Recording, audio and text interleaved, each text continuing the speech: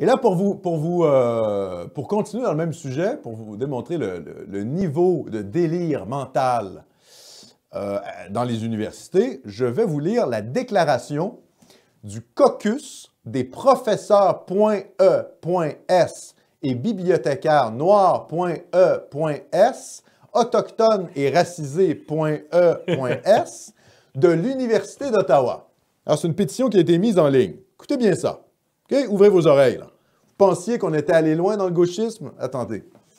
Le caucus des professeurs.e.s, je vais le dire, hein, parce que je suis obligé de dire .e.s pour vous dire la radicalité, à quel point la radicalité va loin et elle se traduit pour le lecteur. Et c'est tellement désagréable à lire que je vais vous le faire subir.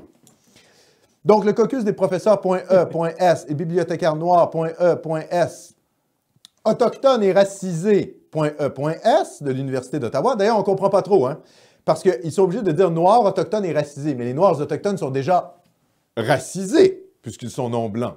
Donc, pourquoi ils sont obligés de dire noirs, autochtones et racisés? On ne sait pas. C'est quoi, les noirs et les autochtones sont mis au-dessus des autres racisés? Je pense que tout ça flirte avec le racisme. Moi, si j'étais un arabe ou un hindou dans ce comité, je poserais des questions. Pourquoi est-ce que la hiérarchie de la souffrance devrait plus reconnaître les noirs et les autochtones que la souffrance islamique, ou que la souffrance pakistanaise, ou que la souffrance coréenne? C'est un scandale! Donc, ce caucus des professeurs bibliothécaires noirs, autochtones et racisés.e.s de l'Université d'Ottawa condamne sans équivoque l'utilisation du mot « haine ».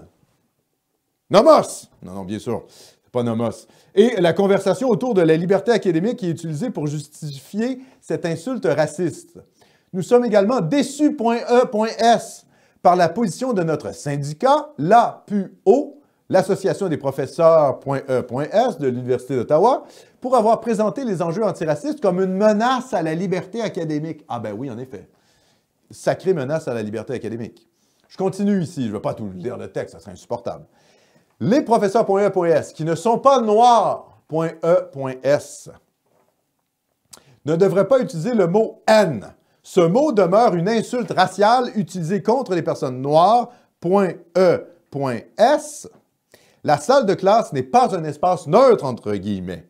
Elle fait partie de notre société où le racisme anti-noir.e.s persiste tragiquement. Et donc, il n'existe pas d'espace neutre où l'on peut utiliser le mot « haine » sans réitérer sa charge raciste. De plus, une des manières pour les communautés noires de tenter de se réapproprier le mot « haine » a été d'interdire à d'autres communautés de l'utiliser. Ah bon? Donc, je vais vous relire cette phrase-là. Une des manières pour les communautés noires, qui sont-ils, qui sont-elles, qui représentent ces gens-là? On ne sait pas. Les communautés noires, d'accord. Une manière pour les communautés noires de tenter de se réapproprier le mot « haine » a été d'interdire à d'autres communautés de l'utiliser. Quelle communauté? C'est qui ces communautés-là? Qui sont les représentants de ces communautés? Qu'est-ce que c'est que ces communautés? Est-ce que je suis dans la même communauté que Manon Massé? Pas sûr. En fait, la seule manière pour moi d'être dans la même communauté que Manon Massé, c'est peut-être d'un point de vue national, déjà, hein, chef du Parti Québec solidaire, ou peut-être au niveau racial. Donc, c'est une lecture strictement raciale de la société. Ah, ben pourquoi pas? Ils veulent aller dans le racial. Bon, on va voir où ça va mener. Un consensus existe autour du fait que les personnes à qui une insulte se réfère, en l'occurrence les communautés noires, devraient être les seuls à prononcer l'insulte si nécessaire dans des contextes universitaires. Donc, ils nous disent les seuls gens qui peuvent utiliser le mot en haine, ce sont les Noirs. On ne sait pas trop pourquoi, on ne sait pas trop qui a déterminé ça, mais eux le proclament comme ça. Donc, finalement, selon votre couleur de peau, vous pouvez ou ne pas utiliser certains mots. Ça va? Ça va les totalitaires? Ça va les débiles? Nous recommandons vivement à nos collègues qui se considèrent comme des alliés.e.s. Êtes-vous des alliés? Vous, et votre privilège blanc, êtes-vous des alliés? Hein? Des luttes antiracistes?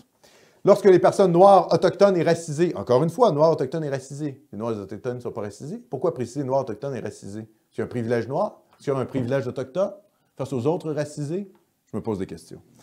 Ouais, voilà. Lorsque les personnes noires, autochtones et racisées vous interpellent sur des questions de racisme, vous devez les écouter. Écoutez-les. Et ne pas invalider leur expérience. En fait, vous ne pouvez pas débattre, hein, en gros.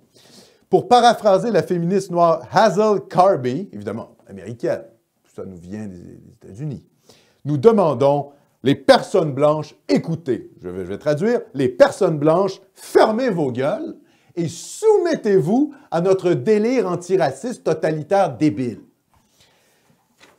Ça, c'est une déclaration du caucus des professeurs.e.s et bibliothécaires noirs.e.s, autochtones et racisés.e.s de l'Université d'Ottawa. Bienvenue dans le monde antiraciste. Ça, c'est l'antiracisme actuel, c'est-à-dire que c'est une croisade intellectuelle contre le monde blanc, pour finalement dire les seules personnes qui ont le droit de prononcer certains mots, ce sont des gens qui sont racisés. Et vous, les Blancs, qui êtes en déclin démographique, qui allez bientôt devenir minoritaire au Canada, fermez vos gueules. Fermez-la à tout jamais, parce que c'est nous maintenant, la nouvelle classe dominante universitaire noire, autochtone, racisée, qui détermine ce que vous pouvez ou ne pouvez pas dire. Je vous le dis, les relations raciales vont être de plus en plus tendues en Occident, partout en Occident.